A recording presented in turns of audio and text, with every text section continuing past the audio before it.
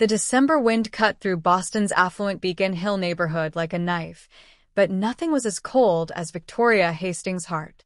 She stood at the window of the Manning estate's master bedroom, surveying her domain with the satisfaction of a queen. Everything was falling perfectly into place. In just 3 months, she would marry Richard Manning, heir to the Manning Technologies fortune, and this sprawling mansion would officially become hers. Well, almost everything was perfect. There was still one irritating loose end to deal with. "I told you to keep that brat quiet." Victoria's shrill voice echoed through the hallway as she descended the grand staircase, her designer heels clicking ominously against the marble floor. In the kitchen, 28-year-old Elena Rodriguez froze, her arms wrapped protectively around her 3-year-old daughter, Sophia. The little girl had been crying, just a soft whimper because she was hungry and tired, but in Victoria's world, even that was an unforgivable offense.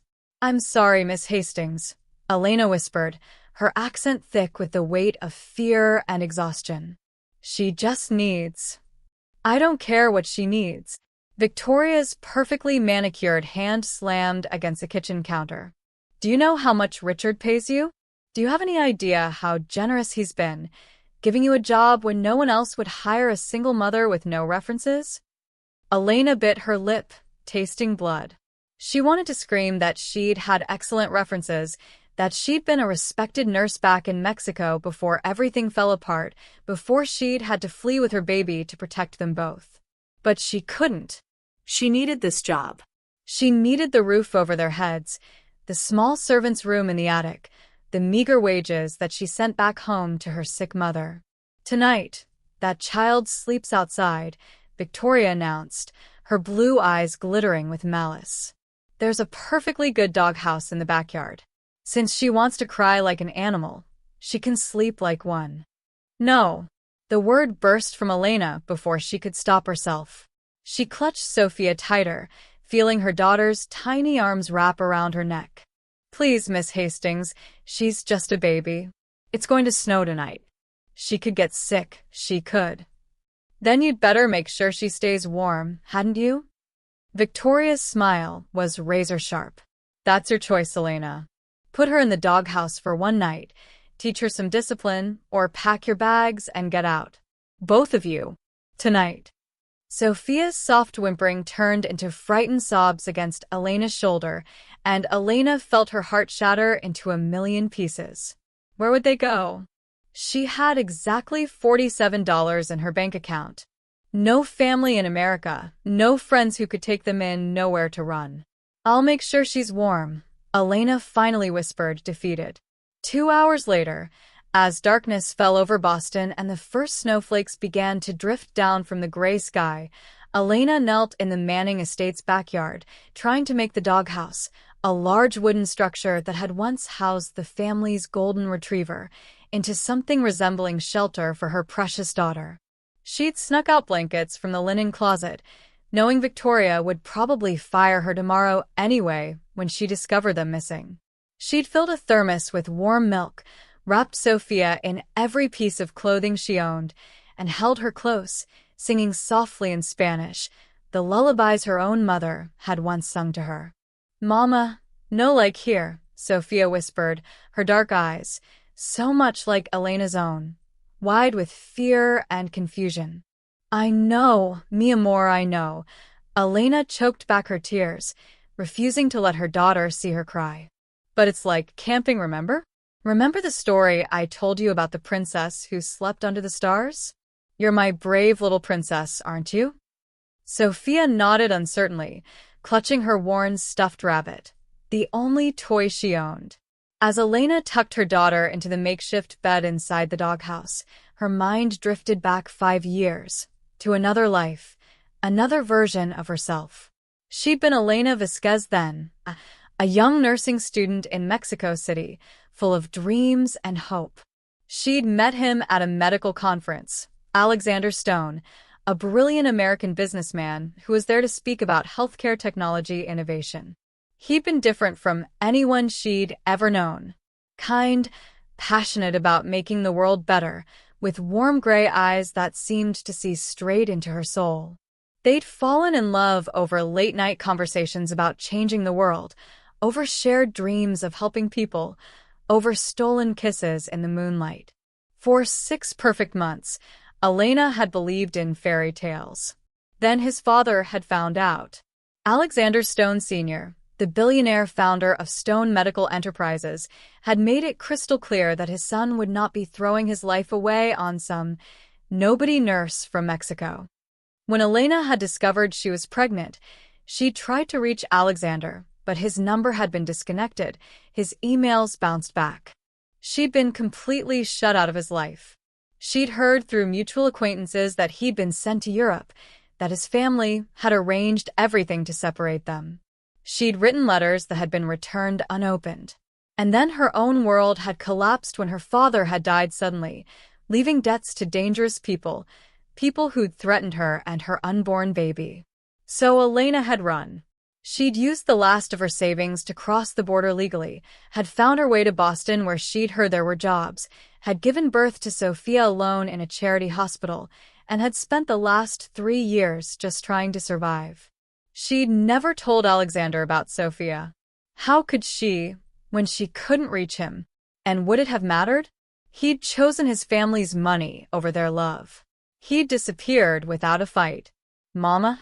Sophia's small voice pulled Elena back to the present, to this terrible moment. You stay? No, mi corazón. Elena's voice broke. Mama has to go inside. But I'll be right there, looking out the window at you. And I'll come check on you every hour. I promise. She kissed Sophia's forehead, breathing in the sweet scent of her daughter's hair, memorizing the feeling of those small arms around her neck. Then, with her heart breaking, she crawled out of the doghouse and walked back toward the mansion, looking back every few steps at the small wooden structure where her whole world now lay shivering in the darkness. From the second-floor window, Victoria watched with satisfaction. Tomorrow, she'd make sure Richard fired this pathetic woman. But tonight, she'd enjoy her small victory. What neither woman knew was that a sleek black car was just pulling up to the Manning estate's circular driveway, carrying a man who'd spent 5 years searching for the woman he'd lost, the only woman he'd ever loved. Alexander Stone sat in the back of his Bentley, staring at the file in his hands without really seeing it. At 33, he was everything the world expected from a billionaire CEO, successful, powerful, in command of a medical technology empire worth billions. Stone Medical Enterprises had just secured another groundbreaking patent. Their stock was at an all-time high, and tomorrow morning, Forbes would announce him as one of the youngest self-made billionaires in America. None of it mattered. We're here, Mr. Stone, his driver, James, announced gently. The older man had worked for the Stone family for 20 years and had watched Alexander transform from a hopeful young man in love to this hollow version of himself. Alexander glanced up at the Manning estate. Richard Manning had invited him to this dinner party to discuss a potential partnership between their companies. Alexander had almost declined. He had no interest in socializing, but something had compelled him to accept. Maybe it was the address. Beacon Hill. Elena had once told him she dreamed of living in a neighborhood like this, in one of those beautiful historic homes.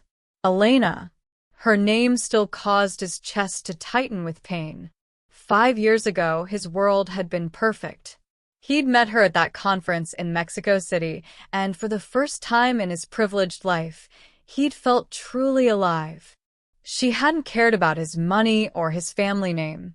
She'd challenged him, laughed with him, shared her passionate dreams of helping people, of making healthcare accessible to everyone who needed it.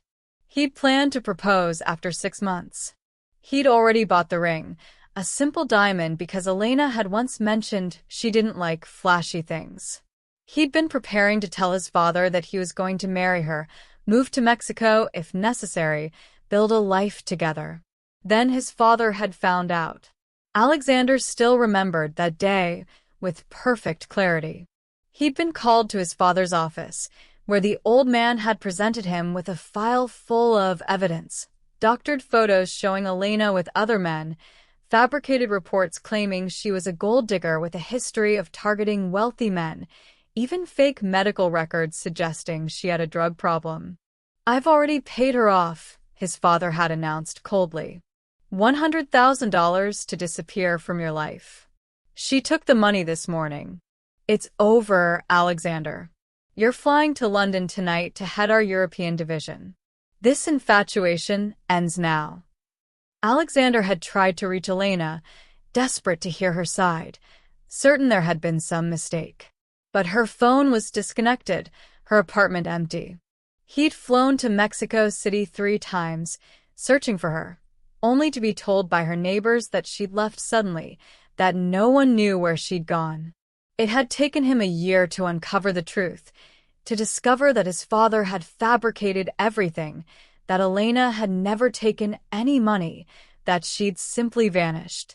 By then, the trail was cold. Private investigators had searched 2 countries and found nothing. For 4 more years, he'd continued the search while building his company into an empire, driven by a fury at his father that had finally caused a complete rupture in their relationship.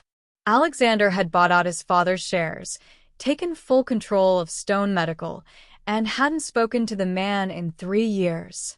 But he'd never stopped looking for Elena.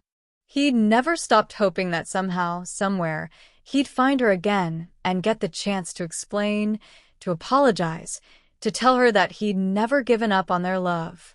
"Shall I wait, sir?" James asked as Alexander stepped out of the car. "Yes." "This won't take long." Alexander straightened his Tom Ford suit and headed toward the mansion's front entrance, his mind already composing the polite excuses he'd make to leave early. He'd shake Manning's hand, make small talk for an hour, and his thoughts stopped abruptly. There was something behind the house. He'd taken a wrong turn, ended up near the service entrance, and now he stood in the backyard, staring at a scene that made no sense in this wealthy neighborhood. A doghouse. A large, weathered wooden doghouse. And from inside it came the softest sound, a child's whimper, quickly muffled. Alexander's feet moved without conscious thought. He crossed the snow-dusted lawn and knelt down, his expensive suit pants pressing into the cold, wet ground. He could see a small shape inside, bundled in blankets. "Hello." His voice was gentle. "Are you okay in there?" The whimpering stopped. Then, slowly, a tiny face appeared in the opening. A little girl, perhaps 3 years old, with enormous dark eyes full of fear. Alexander's heart clenched. "Hey there," he said softly. "What are you doing out here? Are you lost?" The child stared at him, clutching a stuffed rabbit. She didn't answer, but her lower lip trembled. "Are you cold? Hungry?" Alexander glanced back at the mansion, anger beginning to burn in his chest. "Where are your parents?" "Mama inside," the little girl finally whispered in a small voice. "Mama work." Nothing about her voice, about the cadence of her words, tugged at Alexander's memory, but he couldn't place it. What he did know, with absolute certainty, was that no child should be sleeping in a doghouse in December. "What's your name, sweetheart?"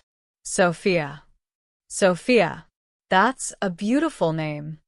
Alexander pulled off his cashmere overcoat and gently draped it over the child, who looked up at him with such gratitude that it broke his heart.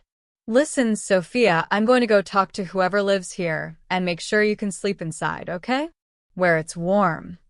"No." The little girl's eyes widened with panic. "Mama lose job." "Mama say be quiet, be good, or we go away." Alexander's jaw tightened. So this wasn't an accident or a misunderstanding. Someone was deliberately forcing this child to sleep outside as some kind of punishment or power play. "Your mama won't lose her job," he promised, though he had no authority to make such a guarantee. "I'm going to fix this. I promise you, Sophia." Can you be brave for just a few more minutes? Sophia nodded, her small hand clutching his coat. Alexander stood up, his gray eyes hard as steel. He strode toward the mansion's back entrance, pushed through the door without knocking, and found himself in an industrial kitchen where a woman stood at the sink, her back to him. "Excuse me," he said sharply. "I need to speak to whoever's in charge here.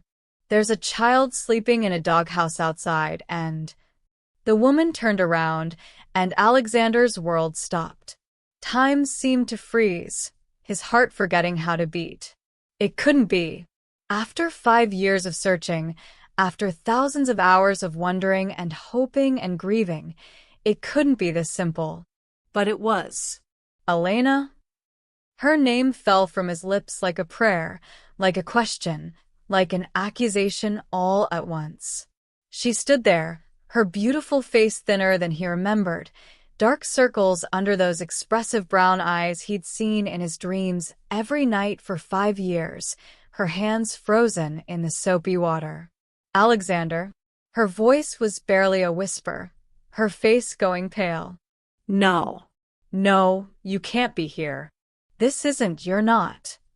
It's me." He crossed the kitchen in 3 strides, stopping just short of touching her, afraid she might disappear again if he did. "Elena, I've been looking for you for 5 years. Where did you go? Why did you?" He stopped, his mind racing.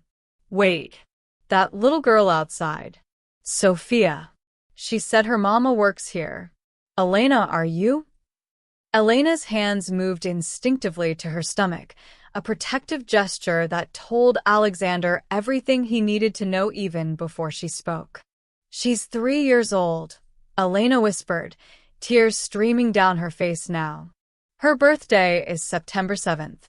She likes strawberries and butterflies and when I sing to her in Spanish. And she's sleeping in a doghouse because I couldn't protect her, because I've failed at everything, because she's mine," Alexander finished, his voice breaking. "Oh God, Elena.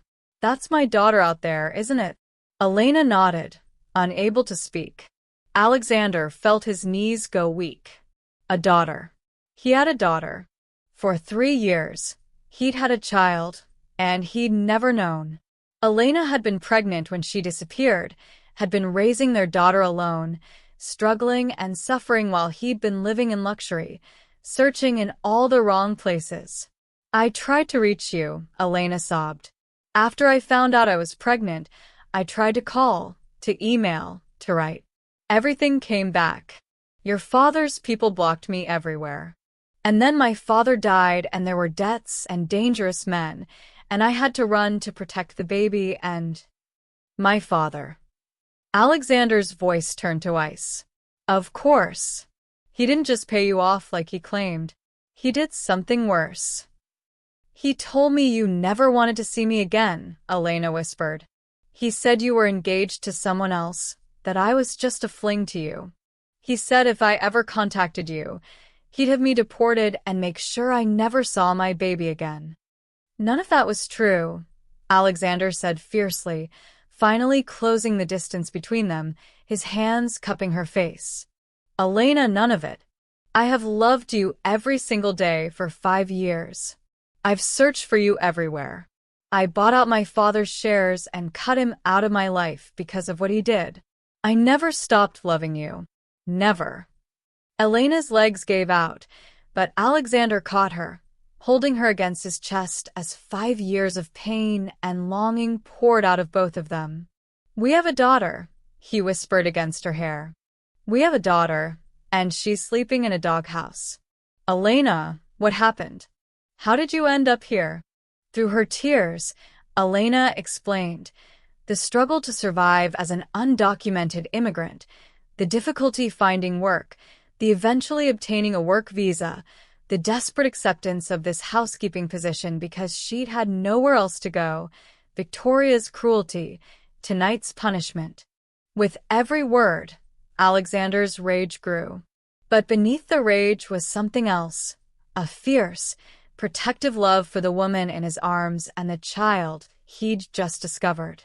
Come on, he said gently, helping Elena to her feet. Let's get our daughter out of that doghouse. And then I'm going to have a conversation with whoever runs this household.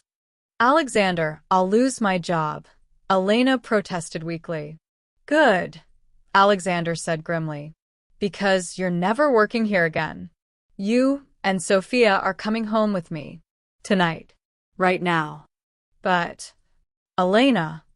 He turned to face her, his gray eyes blazing with intensity and love. I lost you once. I lost 3 years of my daughter's life.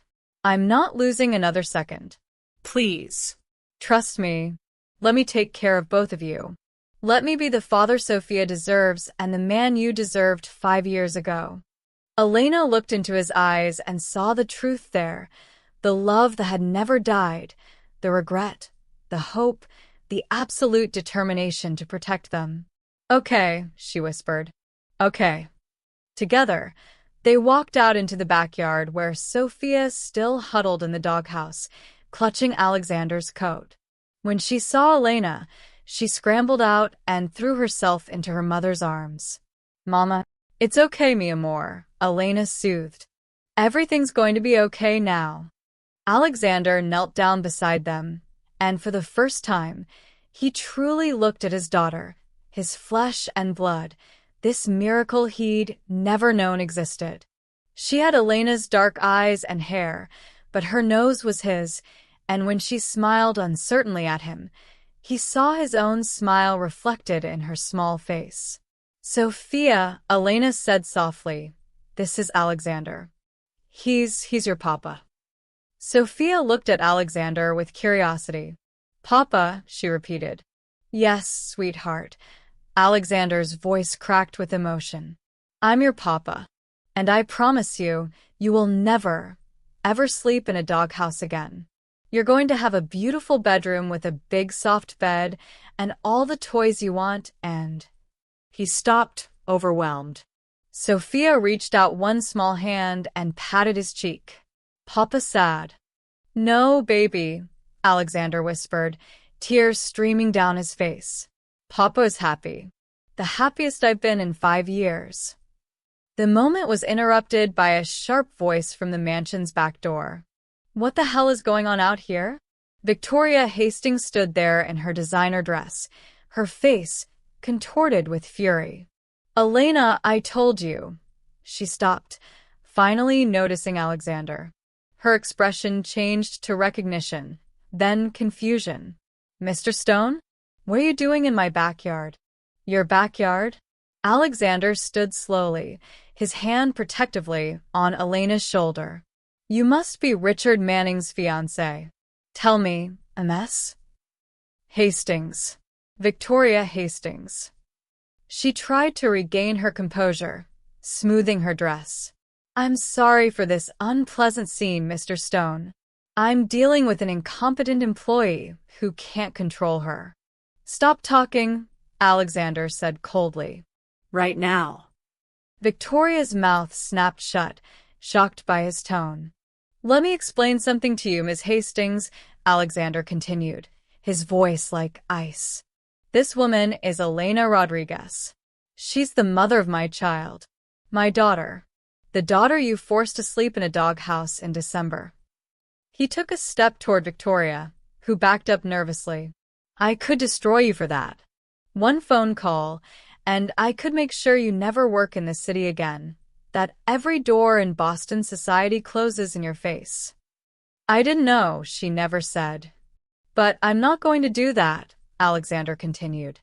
Do you know why? Because you're not worth my time. You're not worth another second of my attention. But let me make one thing absolutely clear. If you ever come near my family again, if you so much as speak Elena's name, I will dedicate every resource I have to making your life a living hell. Do you understand me? Victoria nodded, her face ashen. Where's Richard? Alexander demanded. Inside, hosting. Tell him the business deal is off. Tell him Alexander Stone wants nothing to do with anyone associated with you. Now get out of my sight. Victoria fled into the house. Alexander turned back to Elena and Sophia, his expression softening immediately. Let's go pack your things. Then we're leaving. James has the car ready. As they walked toward the house, Sophia still in Elena's arms, Alexander wrapped his arm around both of them, a gesture that felt both natural and earth-shatteringly significant. In one night, he'd found everything he'd been searching for. The woman he loved and a daughter he'd never known existed. The story was far from over. There would be explanations to give, legal matters to handle, wounds to heal, and trust to rebuild. But as they stepped away from that doghouse and toward the car that would carry them to their new life, Alexander knew one thing with absolute certainty. He was never letting them go again. The drive to Alexander's penthouse in downtown Boston was quiet except for Sophia's soft breathing as she dozed in Elena's lap, exhausted from the emotional turmoil of the evening. Alexander kept glancing at them in the rearview mirror. This woman he'd loved and lost, this child he'd never known, afraid that if he looked away too long, they might disappear again. Elena, he finally said softly, not wanting to wake Sophia. I need you to know something. Whatever happened between us, that's not on you. My father manipulated both of us. He lied to both of us. And I should have fought harder. I should have. You didn't know. Elena interrupted gently, her hand instinctively smoothing Sophia's dark curls. Alexander, you didn't know about her. If you had known. If I had known, nothing would have kept me from you, Alexander said fiercely, then softened his tone. I'm sorry. I don't want to upset you. I just need you to understand. These last 5 years, I haven't been with anyone else. I haven't wanted anyone else. Every woman I met, I compared to you, and they all fell short. Elena's eyes filled with tears again. I thought you'd forgotten me. I thought I was just some temporary thing to you. You were everything to me, Alexander said simply. You still are. The car pulled up to a gleaming high-rise building, and a uniformed doorman immediately opened the door. Elena clutched Sophia tighter, suddenly aware of how she must look, her cheap, worn clothes, her daughter in hand-me-down pajamas, both of them stepping into this world of wealth that felt as foreign as another planet. Mr. Stone, welcome back, the doorman said warmly, then noticed Elena and Sophia. His professional expression never wavered. Good evening, ma'am. Let me call the elevator for you. In the elevator, Sophia stirred and blinked sleepily. Mama, where we go? Somewhere safe, mi amor, Elena whispered. Somewhere warm. With Papa? Sophia asked, looking at Alexander with cautious curiosity. Alexander's heart clenched at hearing her call him that. Yes, with Papa. With me. The elevator opened directly into Alexander's penthouse, a sprawling space with floor-to-ceiling windows overlooking the glittering Boston skyline. Elena stopped in the doorway, overwhelmed. The entire Manning mansion could have fit inside this apartment twice over. I know it's a lot, Alexander said quietly, watching her reaction. But please, make yourself at home. This is your home now. Both of you. Alexander, we can't just, this is too much. It's not enough, Alexander interrupted. Elena, after what you've been through, after what you've survived alone, this is the absolute bare minimum. He gestured to a hallway. The master bedroom is down there. It has an adjoining room that we can turn into Sophia's bedroom. For tonight, she can sleep with you, or I have a guest room that. Can we stay together? Elena asked quietly. Sophia has nightmares sometimes. After tonight, I think. Of course. Whatever makes you both comfortable. Alexander led them down the hallway to the master suite, opening the door to reveal a luxurious bedroom that was bigger than Elena's entire apartment back in Mexico City had been. There's a bathroom through there, towels, Everything you need. I'll have my assistant bring clothes tomorrow. Whatever you need. Whatever Sophia needs. Alexander slowed down. Elena said, feeling dizzy. This is all happening so fast. Just this morning, I was scrubbing floors and hiding from Victoria's temper, and now you never have to worry about that again, Alexander said firmly. He knelt down so he was at Sophia's eye level. Sophia, are you hungry? Would you like some food? Some warm milk? Sophia nodded shyly, still clutching her stuffed rabbit. Then let's go to the kitchen and see what we can find. The kitchen was state-of-the-art, full of appliances Elena had only seen in magazines. Alexander opened the refrigerator, then paused, realizing he had no idea what 3-year-olds ate. His refrigerator contained takeout containers, bottled water, and champagne. I'm not very prepared, he admitted with a sheepish smile. I haven't. It's okay, Elena said softly, moving to stand beside him. Do you have bread? Butter? I can get some delivered right now. Alexander. Elena put her hand on his arm, the first time she'd voluntarily touched him since they'd reunited. You don't have to fix everything in one night. We're safe. We're warm. That's more than enough for now. But Alexander was already on his phone, ordering a full grocery delivery from a 24-hour luxury service. Bread, milk, fruit, vegetables, chicken, pasta, everything he could think of that a child might need. While they waited for the delivery, Elena gave Sophia a bath in the massive marble bathroom, washing away the dirt and fear of the doghouse, wrapping her in a towel that was softer and more expensive than any blanket they'd ever owned. Alexander knocked softly and came in carrying a t-shirt of his. I thought she could sleep in this, he offered, until we can get her proper pajamas. Sophia looked adorable drowning in Alexander's shirt, which fell to her ankles like a dress. She yawned hugely, and Elena scooped her up, carrying her to the big bed. Mama, tell story? Sophia asked, her eyes already heavy. Of course, mi amor. Elena began the familiar bedtime routine, the Spanish lullaby, the story about the brave little princess, the gentle back rub. Alexander stood in the doorway, watching them, his heart so full it hurt. This should have been his life for the past 3 years. He should have been there for every bedtime story, every scraped knee, every first word and first step.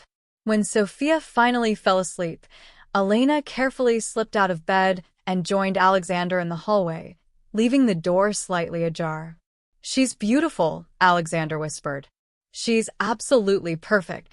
She looks like you, Elena said softly. More than you probably realize. She has your stubbornness, your determination. When she wants something, she doesn't give up. She gets that from her mother too, Alexander replied, leading Elena to the living room. They sat on the couch, carefully maintaining space between them, suddenly awkward now that they were alone. Elena, I need to know everything. Tell me about your pregnancy. Tell me about when she was born. Tell me about her first word, her first step, everything I missed. So Elena told him. She told him about finding out she was pregnant just days after he'd disappeared, about the fear and joy warring inside her. She told him about her father's death, about the debt collectors who'd become increasingly threatening, about making the heartbreaking decision to leave Mexico. She told him about crossing the border legally with her tourist visa, about overstaying it when she realized she had nowhere to go back to, about giving birth in a charity hospital with no one beside her, about holding Sophia for the first time and seeing Alexander's eyes looking back at her. She told him about the struggle to survive, the under-the-table jobs cleaning houses, the constant fear of deportation, the shelters, and the nights when she'd gone hungry so Sophia could eat. She told him about finally getting her work visa approved 6 months ago, about thinking things were finally getting better, about the job at the Manning estate that had seemed like a blessing but had turned into a nightmare. I tried to give her a good life, Elena said, tears streaming down her face.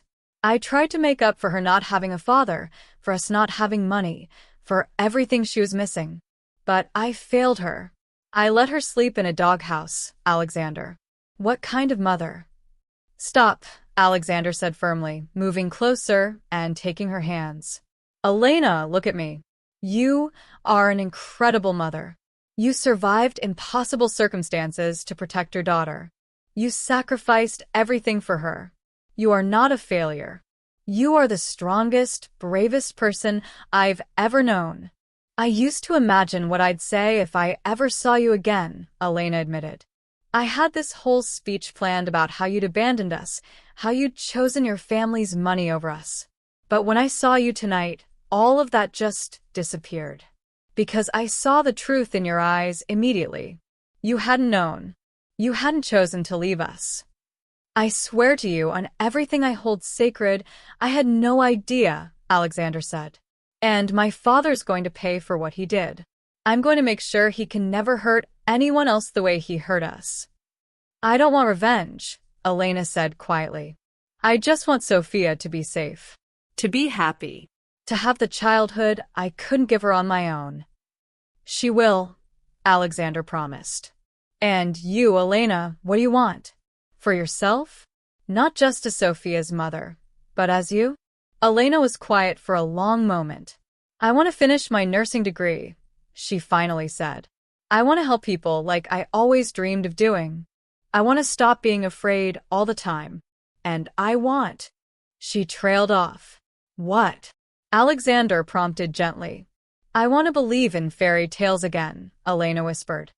I want to believe that sometimes love wins, that good things can happen to people who've been through bad things, that maybe, just maybe, we get second chances. We do, Alexander said firmly. He slid off the couch and onto one knee, and Elena's breath caught. Elena Rodriguez, I am not proposing to you right now because I know you need time and we need to rebuild trust, and we have a lot to work through. But I'm making you a promise. I'm promising you that I'm going to spend every day proving to you that you can believe in fairy tales again. I'm promising you that I'm going to be the father Sophia deserves and the partner you deserve. I'm promising you that we're going to build the life together that we should have had 5 years ago. Alexander. Elena breathed, her heart pounding. I still have the ring, he continued. The one I bought 5 years ago, before everything fell apart. It's in a safe deposit box because I could never bring myself to get rid of it. I've been carrying it around for 5 years, waiting for you. And I'll wait 5 more years if that's what you need. I'll wait forever, Elena. But know this, I love you. I have always loved you. And I will never, ever stop loving you. Elena couldn't speak. She could only cry and nod and let Alexander pull her into his arms, holding her as she released 5 years of pain and fear and loneliness. We're going to be okay, Alexander murmured against her hair. All 3 of us. We're going to be a family. From the bedroom, they heard a small voice call out, Mama? Elena quickly wiped her tears and went to check on Sophia, who'd had a nightmare. Alexander followed, watching as Elena comforted their daughter with soft Spanish words and gentle kisses. Mama, Papa here? Sophia asked, reaching out toward Alexander. I'm here, baby, Alexander said, moving to sit on the other side of the bed. Papa's right here. Papa stay? Sophia's voice was uncertain, vulnerable. Forever, Alexander promised, his voice thick with emotion. Papa's going to stay forever. Sophia smiled sleepily and reached out her small hands, one to Elena, one to Alexander. They each took a hand, and she pulled them closer together, seeming satisfied only when they were both right beside her. As Sophia drifted back to sleep, Elena and Alexander stayed there, holding their daughter's hands, their eyes meeting over her small form. In that moment, the 5 years of separation melted away, and they were just 2 people who loved each other, who had created this miracle together, who were being given a second chance at the life they'd always dreamed of. The road ahead would not be easy. There would be legal battles to legitimize Sophia's status, explanations to give to the press and Alexander's business associates, family therapy to rebuild trust, and a father-daughter relationship to build from scratch. But as Alexander looked at his daughter sleeping peacefully for the first time in who knew how long, and at Elena's face free from fear for the first time in years, he knew that every challenge would be worth it. They were together now. They were a family, and he would move heaven and earth to keep them safe and happy. "I love you," Elena whispered across Sophia's sleeping form. "I love you too," Alexander whispered back. "Both of you. Always." And in that penthouse high above Boston, as the city lights twinkled below and snow fell softly against the windows, the first chapter of their new life together began. The morning sun streamed through the floor-to-ceiling windows, and Alexander woke to the most beautiful sound he'd ever heard, his daughter's laughter. He'd fallen asleep in the chair beside the bed, unable to leave Elena and Sophia even for a moment, and now he found himself watching as Sophia bounced on the mattress, giggling while Elena tried to calm her down. "Sophia, mi amor, you'll fall," Elena said, but she was laughing too, looking more relaxed and beautiful than Alexander had ever seen her. "Mama, look. I fly." Sophia spread her arms wide, her dark curls bouncing. "You're flying very high," Alexander said, his voice rough with sleep but warm with affection. Sophia stopped bouncing and looked at him seriously. "Papa, you stay?" It was the third time she'd asked since yesterday, and each time it broke his heart a little more. How many times had she watched people leave her life? How many times had she learned that safety and security were temporary? "I stay," Alexander promised, standing up and lifting her off the bed, swinging her around gently. "I stay forever and ever and ever." Sophia's giggle was music to his ears. "How about we make breakfast?" Alexander suggested. "What do you like to eat, princess?" "Pancakes," Sophia announced with the absolute confidence of a 3-year-old. "Pancakes it is." Alexander looked at Elena. "I should probably tell you that I've never actually made pancakes before." "What?" Elena's eyes widened in mock horror. "The great Alexander Stone, Billionaire CEO, cannot make pancakes?" "I have people who make pancakes," Alexander defended, grinning. "Or I did. Past tense. Because now I'm going to learn how to make pancakes. The best pancakes Sophia has ever had."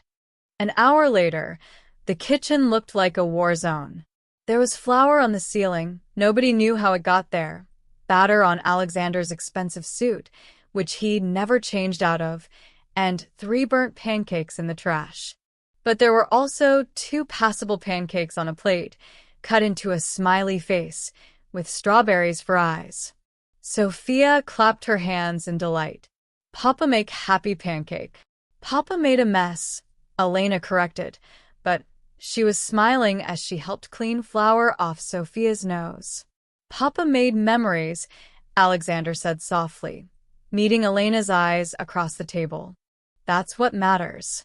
After breakfast, Alexander made phone calls while Elena got Sophia dressed in clothes that his assistant had emergency delivered that morning, a soft pink dress with butterflies that made Sophia spin in circles with joy, proper shoes that fit, a warm coat for playing outside.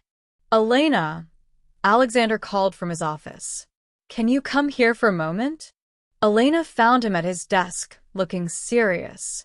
Her heart clenched with sudden fear. Was this it? Was he going to tell her this was all too much, too complicated? "I've spoken with my lawyers," Alexander began, and Elena's heart sank further. But then he continued, "They're going to help us with several things. First, we're going to establish my paternity legally. I want my name on Sophia's birth certificate. Second, we're going to ensure your immigration status is completely secure. My lawyers are the best in the country, and they're going to make sure you never have to worry about deportation again." "Alexander, that must cost."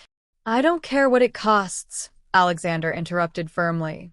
Elena, please stop thinking about money. I have more money than I could spend in 10 lifetimes. What I don't have, what I can't buy is time with you and Sophia. That's priceless. Everything else is just logistics. I don't want to be a charity case, Elena said quietly. I don't want Sophia growing up thinking that's how we got here. Alexander stood up and crossed to her, taking her hands.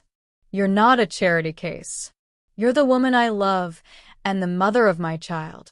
And when Sophia is old enough to understand, we'll tell her the truth, that her mother is the strongest, bravest woman in the world who gave up everything to protect her, and that her father was an idiot who let 2 years pass before he found them again, but who loved them every single day. 3 years, Elena corrected softly.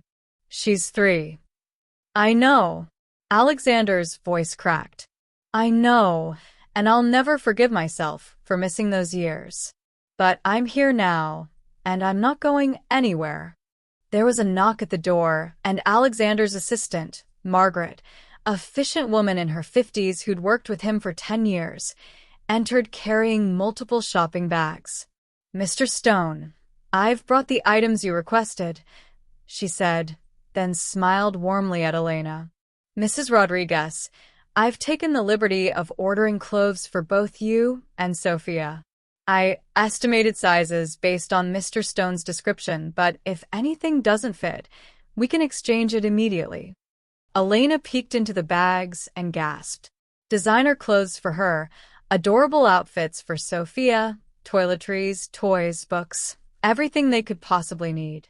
This is too much, she protested weakly. It's a start, Margaret said kindly. Mr. Stone also asked me to research pediatricians in the area. I've made appointments with the top 3 for tomorrow, so you can choose which one you'd like for Sophia. And I've contacted several nursing programs to inquire about transferring your credits from Mexico. Elena's eyes filled with tears. You did all that? Mr. Stone was very clear about his priorities, Margaret said. He's been on the phone since 5 a.m. making arrangements. Now, where's this beautiful little girl I've heard so much about? Sophia, hearing voices, came running in. She stopped shyly when she saw Margaret, hiding partially behind Elena's legs. Hello there, Margaret said, kneeling down. I'm Margaret. I work with your papa. I heard you like butterflies, so I brought you something. She pulled out a stuffed butterfly with sparkling wings. Sophia's eyes went wide. For me? All for you. Sophia took the butterfly carefully, hugging it close. Thank you, Miss Margaret. Margaret's professional composure cracked slightly, and she blinked back tears. You're very welcome, sweetheart. She stood up, composing herself. Mr. Stone, I'll leave you to your family time. The meal service will deliver lunch at noon, and I've arranged for Dr. Sarah Chen to stop by this afternoon. She's a child psychologist who specializes in helping children adjust to major life changes. After Margaret left, Alexander turned to Elena.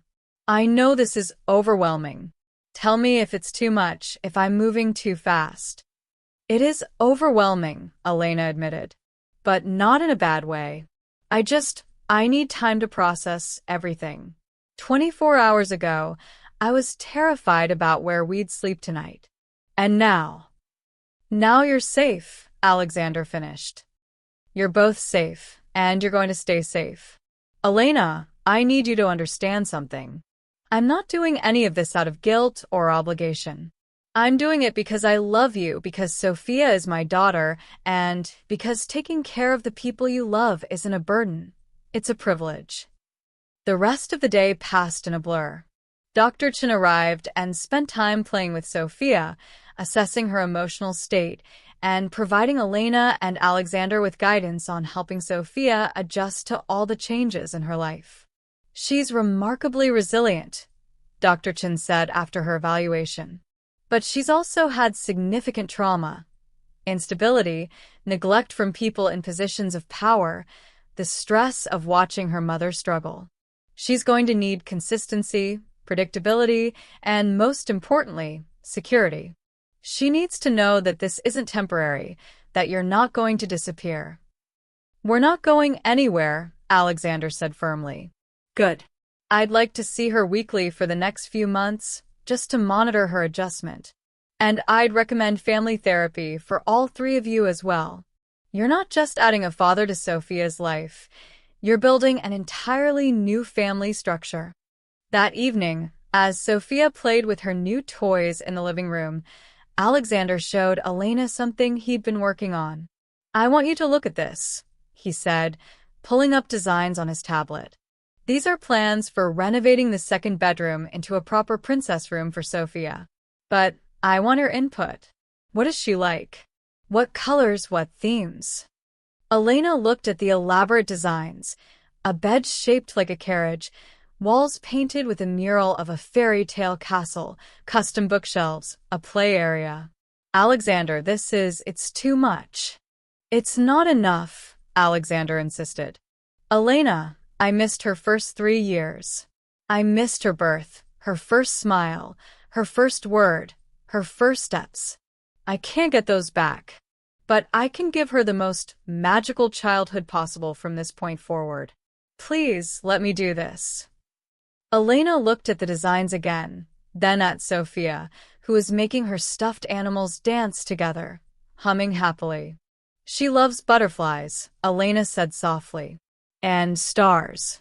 At night, when we lived in shelters, I used to tell her that the stars were her guardian angels watching over her. And she loves the color purple, lavender, specifically." Alexander immediately began modifying the designs. Butterflies and stars and lavender. "Perfect. We'll have it done in 2 weeks." 2 weeks? "Alexander, a renovation like this would normally take months. I'm paying for 24-hour construction crews and priority treatment on materials," Alexander said matter-of-factly. "Money can't buy happiness, but it can buy expediency, and I want Sophia in her new room as soon as possible." Elena shook her head in wonder. "I'm still getting used to this." To you. "To all of this." "Take your time," Alexander said gently. "I'm not going anywhere. And, Elena, I've been thinking, I want to throw a party, a celebration, for Sophia's birthday." "Her birthday was in September," Elena said. 4 months ago." "I know, but I wasn't there. So I want to throw her a birthday party now. A big one, with everything a little girl could want. Bouncy castles, princesses, magic shows, whatever makes her happy. And I want to invite everyone important in her life, or in her future life. My friends, my business associates who have children, anyone you want to invite. I want the world to know that I have a daughter and that I'm proud of her." Elena felt tears prick her eyes again. She seemed to cry constantly these days, but they were happy tears now.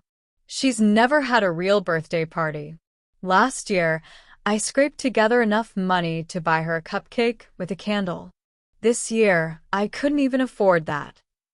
Then she's going to have the best birthday party anyone has ever seen, Alexander said firmly. "Will you help me plan it?" "Of course." That night, they established a bedtime routine. Bath time with lots of bubbles and giggles, story time with 3 books instead of just 1, tucking Sophia into bed in the guest room, soon to be her permanent room, and the Spanish lullaby that Elena always sang. "Mama, Papa both stay?" Sophia asked, her eyes heavy but fighting sleep. "Both stay," they promised in unison. They sat on either side of her bed, each holding one of her small hands, until she finally drifted off. Then they tiptoed out into the living room, leaving the door cracked open. "She's going to be okay," Elena said, more to herself than to Alexander. "She's resilient. She's strong." "She gets that from her mother," Alexander replied. He poured them each a glass of wine, and they sat on the couch, finally alone for the first time all day. "Alexander, can I ask you something?" "Anything." "What do we tell people? About us?" About Sophia? The media is going to find out eventually that Alexander Stone suddenly has a 3-year-old daughter. There will be questions, speculation, probably ugly rumors. We tell them the truth, Alexander said simply. I'm not ashamed of our story, Elena. Yes, it's complicated. Yes, my father manipulated us and kept us apart. Yes, I missed the first 3 years of my daughter's life, and I'll regret that forever. But we're together now, and I don't care what anyone thinks about it. Your business associates might care. Your reputation. My reputation is built on creating medical technology that saves lives, Alexander interrupted. My business associates can accept my family, or they can find another company to work with. Elena, I've spent 5 years being miserable because I cared too much about what my father thought, about preserving family harmony, about meeting other people's expectations. I'm done with that. You and Sophia are my priority now. Everything else is secondary. Elena leaned her head on his shoulder, and Alexander wrapped his arm around her, pulling her close. They sat in comfortable silence for a long time, just being together, making up for 5 years of separation. I'm scared, Elena finally admitted. I'm scared that I'll wake up and this will all be a dream. That we'll be back in that tiny room at the Manning estate, and Sophia will still be in that doghouse. And this, all of this, will just be a fantasy I created to survive. It's not a dream, Alexander said firmly. And I'm going to spend every day proving that to you. Elena, I know you've been through hell. I know you have every reason to be cautious, to protect your heart. But I'm asking you to try to trust me again. To try to believe that sometimes good things really do happen. Elena lifted her head to look at him. I want to believe that.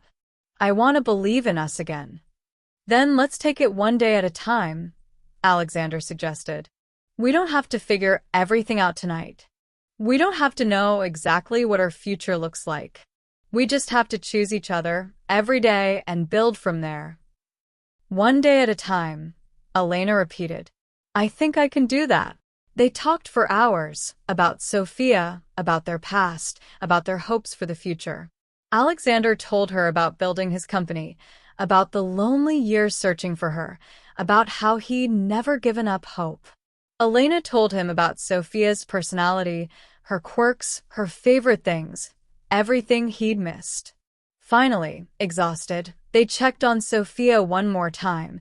She was sleeping peacefully, her stuffed butterfly clutched in one hand, her stuffed rabbit in the other, and then they faced the awkward question of sleeping arrangements. I can take the couch, Alexander offered immediately. Don't be silly. You have a huge bed. Elena, I don't want to make you uncomfortable. I don't expect. I know, Elena interrupted softly. Alexander, I trust you. And truthfully, after years of being alone, of carrying everything by myself, I don't want to sleep alone tonight. Can we just be together? No expectations, no pressure. Just be together. So they lay in bed, careful space between them at first, but eventually gravitating toward each other. Elena's head found its natural place on Alexander's chest, and his arms wrapped around her, holding her safe. Thank you, Elena whispered in the darkness. For what? For finding us. For not giving up. For being here. There's nowhere else I'd rather be, Alexander replied. Nowhere in the entire world. They fell asleep like that, together for the first time in 5 years, while down the hall their daughter dreamed butterfly dreams, finally safe, finally home. 2 weeks later, the penthouse had been transformed. Sophia's new bedroom was a masterpiece. Lavender walls covered in hand-painted butterflies and glowing stars, a custom bed designed to look like it was floating on a cloud, shelves full of books and toys, a reading nook with soft cushions and fairy lights. When they'd first shown it to Sophia, she'd stood in the doorway with her mouth open in wonder. This all mine, she'd whispered. All yours, princess, Alexander had confirmed, kneeling down beside her. Your very own room.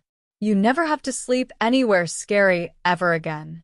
Sophia had thrown her arms around his neck, the first time she'd initiated physical affection with him, and Alexander had had to fight back tears. He'd been fighting back tears a lot lately. Every first with Sophia was a gift he'd thought he'd lost forever. Now, as he adjusted his tie and looked at himself in the mirror, he felt nervous in a way he'd never been before a business presentation or board meeting.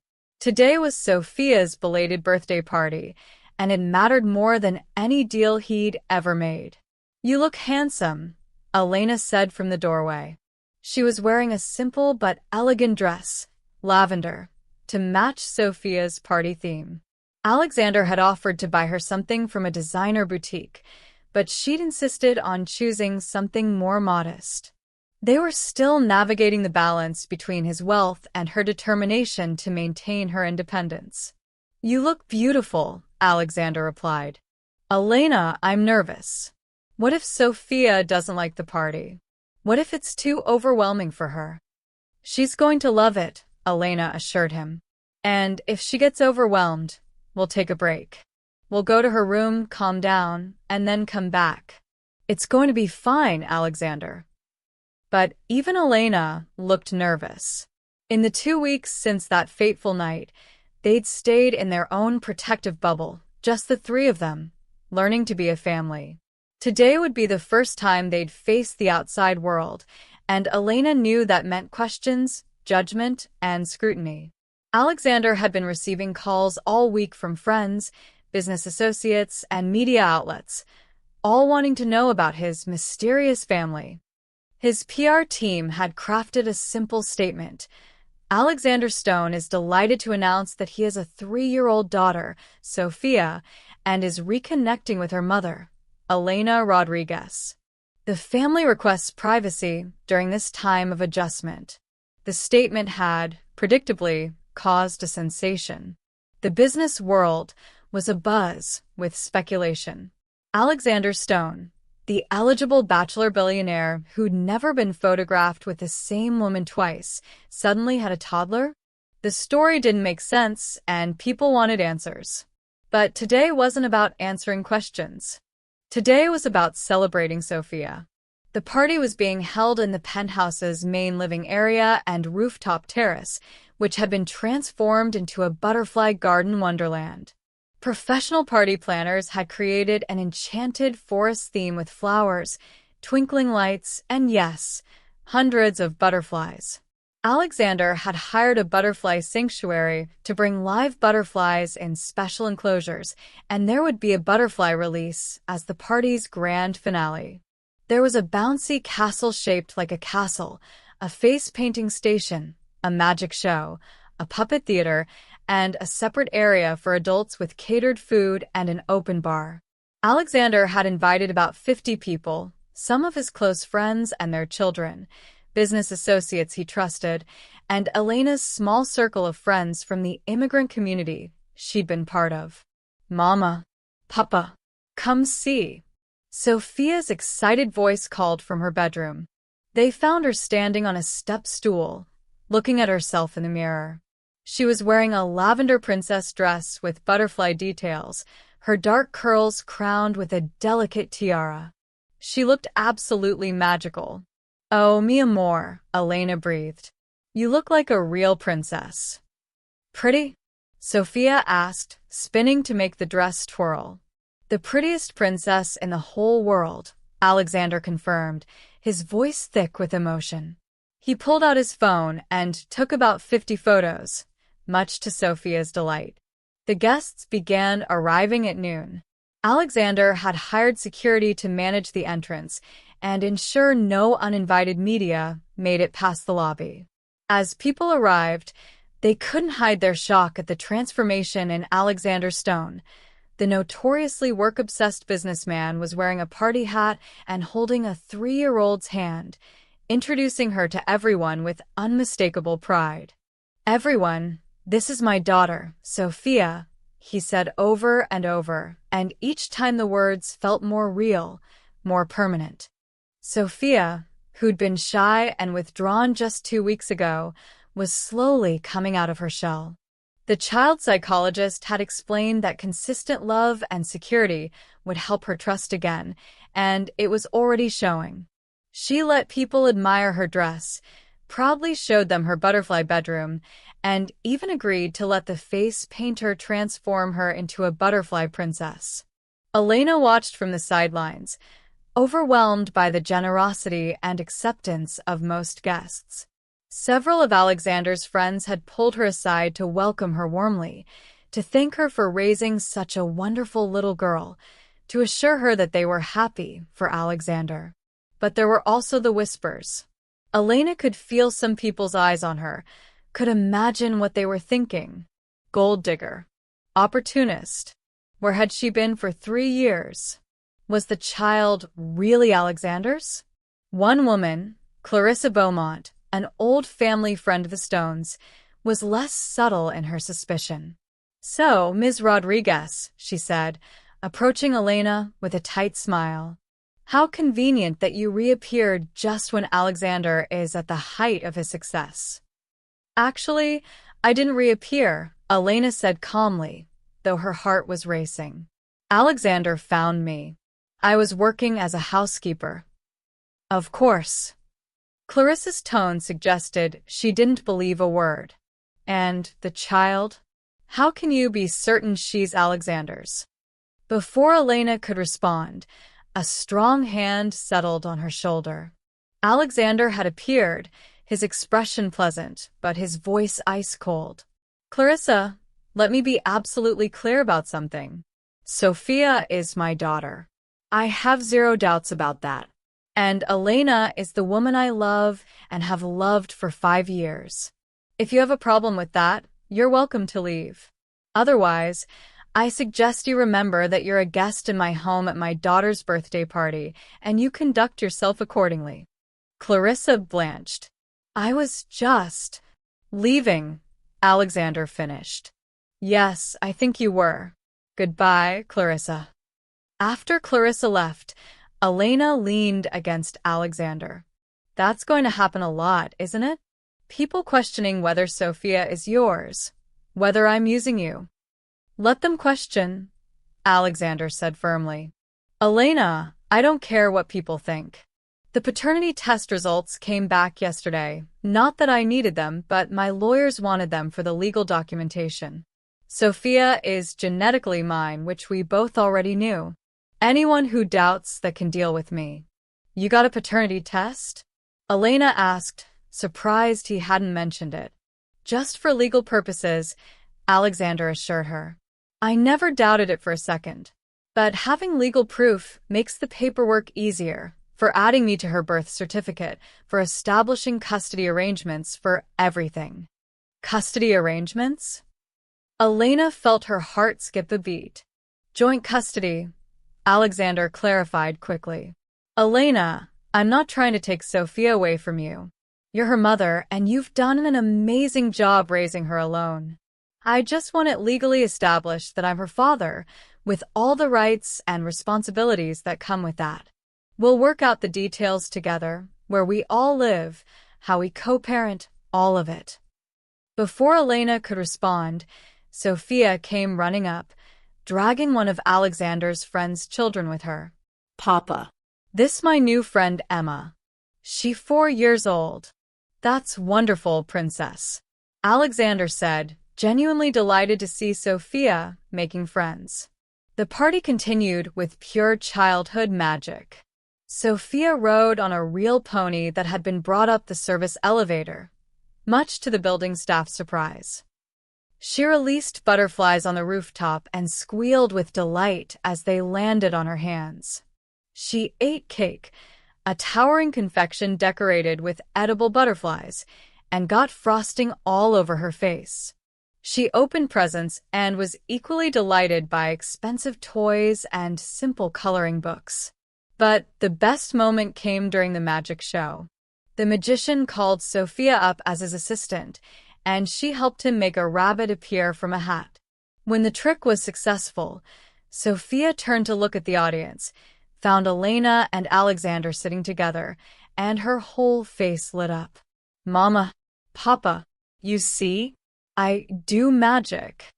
The way she said it, Mama and Papa together as a unit, as her parents, made both Elena and Alexander's eyes fill with tears.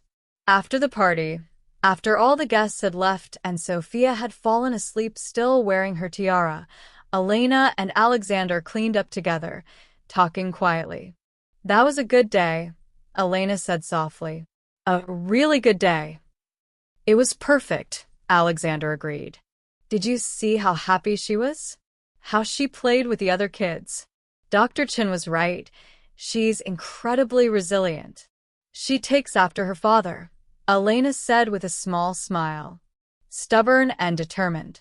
And she takes after her mother, Alexander countered. Kind and brave and beautiful. They finished cleaning in comfortable silence, then stood together on the rooftop terrace, looking out at the Boston skyline. The released butterflies had long since flown away, but the magic of the day still lingered. Elena, Alexander said softly, I need to tell you something. Elena's heart clenched. This was it, the but she'd been waiting for. The moment when he'd explain that this wasn't working, that it was too complicated, that they were better off as co-parents than as a couple. Okay, she said, bracing herself. Alexander pulled a small box from his pocket, and Elena's breath caught. I told you I still had the ring I bought 5 years ago, he said. I've been carrying it around in my pocket every day since we found each other again.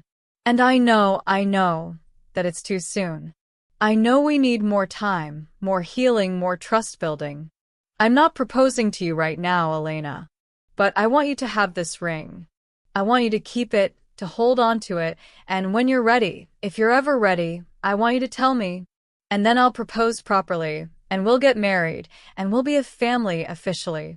He opened the box, revealing a simple but stunning diamond ring, exactly the kind of ring Elena would have chosen for herself. Alexander, Elena whispered, tears streaming down her face. You don't have to wear it, Alexander continued quickly. You don't have to tell anyone about it. Just keep it. As a promise from me to you that I'm in this for the long haul, that I'm not going anywhere, that when you're ready for forever, I'll be here. Elena took the box with shaking hands. It's beautiful. You're beautiful, Alexander corrected. Elena, these past 2 weeks have been the happiest I've been in 5 years. Waking up knowing you and Sophia are here, having breakfast together, watching Sophia learn to trust me, slowly rebuilding what we lost. It's everything I've dreamed about. I'm scared, Elena admitted. I'm scared of getting hurt again. I'm scared of letting Sophia get attached only to have you change your mind. I'm scared that this fairy tale will end. It won't end, Alexander promised. Elena, I understand your fear. I understand why you need time. But I need you to understand something too.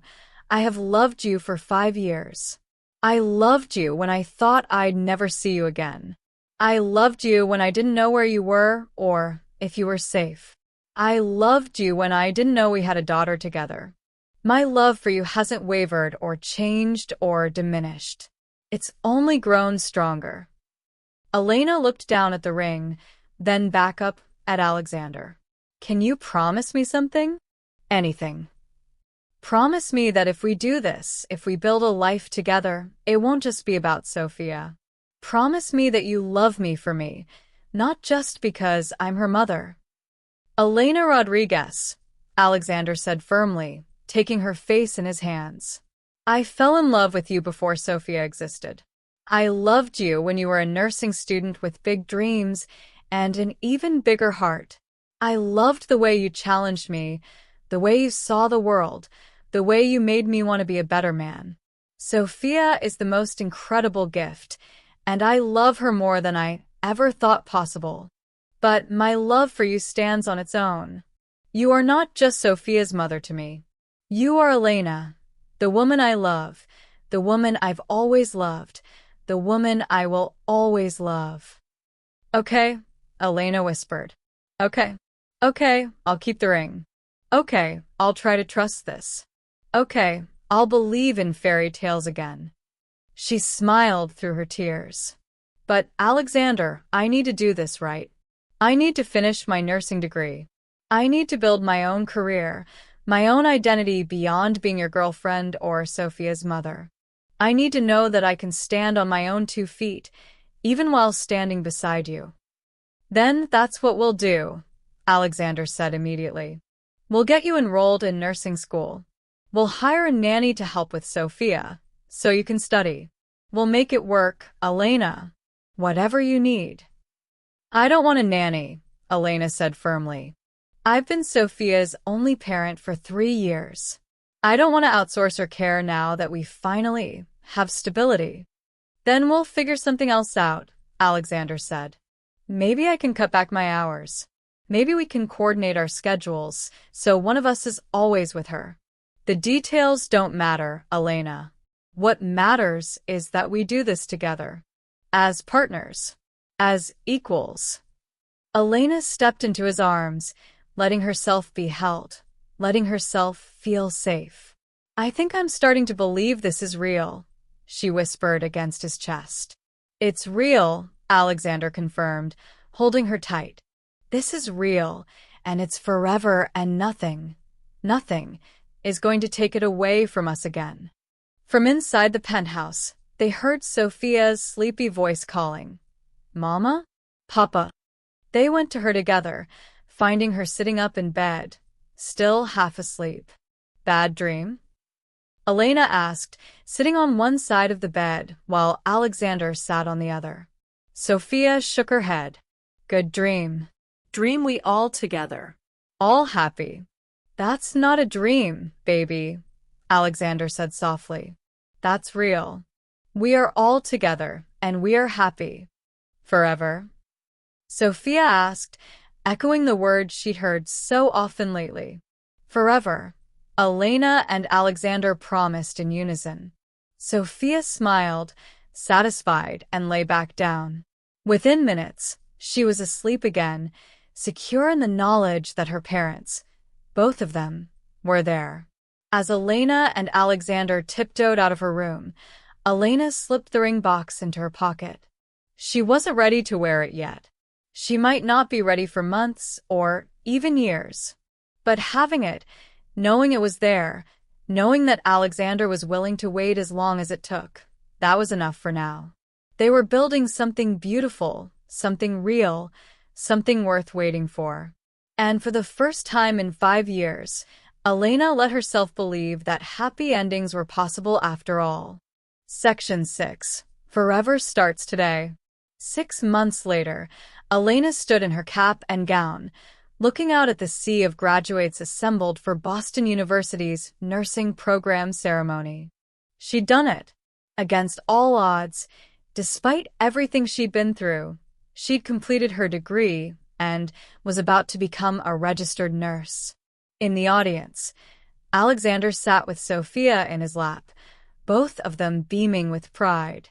Sophia was holding a homemade sign that read, "Why, Mama," in her carefully practiced letters, decorated with her signature butterflies. The past 6 months had been a journey of healing, growth, and learning to be a family.